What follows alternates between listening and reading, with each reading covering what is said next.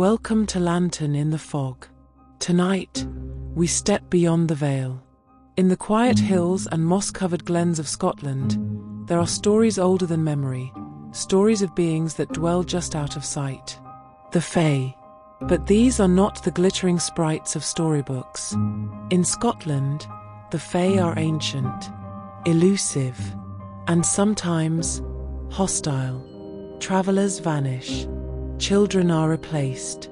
Paths twist and turn where they shouldn't. And if you're very unlucky, they'll notice you.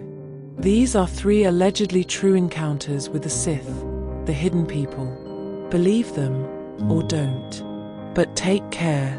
The Fae don't like being seen. Story 1. The Changeling of Glenlyon, Perthshire, 1982. In a quiet village in Glenlyon, a young mother named Fiona Stewart claimed that her 2-year-old son, Ewan, changed overnight. One morning, after a walk near an ancient stone circle, she said he awoke distant, staring blankly for hours, no longer responding to his name. He refused food, yet never seemed hungry. He would giggle at empty corners, mumble in a language she couldn't understand, and hiss when shown a cross or iron poker. Doctors said it was a neurological episode. But Fiona went to an old woman on the edge of the village, one of the last folk healers, who told her flatly, "That's not your boy." The hill folk took him. Fiona was instructed to boil eggshells and act mad, a trick meant to confuse changelings into revealing themselves. The next morning, she swore her son shrieked with a voice not his own, declared she was a foolish mortal, and then collapsed.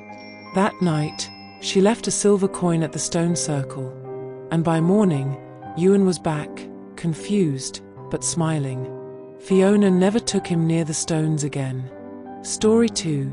The Music in the Cairn, Isle of Skye, 1995. 3 university friends, camping in the Quillan Hills on Skye, stumbled upon an ancient burial cairn during a hiking trip. As darkness fell, they heard strange flute music echoing from the stones. Thinking it was a prank or a wandering busker, they investigated, but the sound seemed to move, always just out of reach. One of them, Callum, walked further into the heather and vanished. They searched all night. When they found him at dawn, he was lying near the cairn, unharmed, but crying.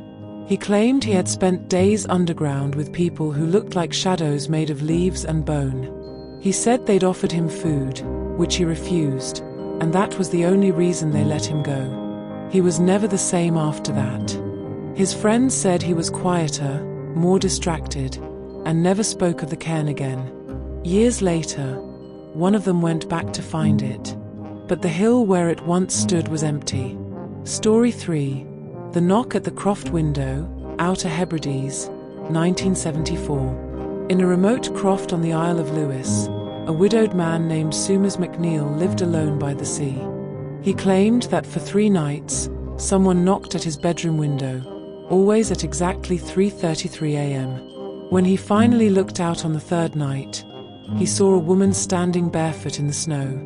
Her skin was pale blue, and her eyes were all black.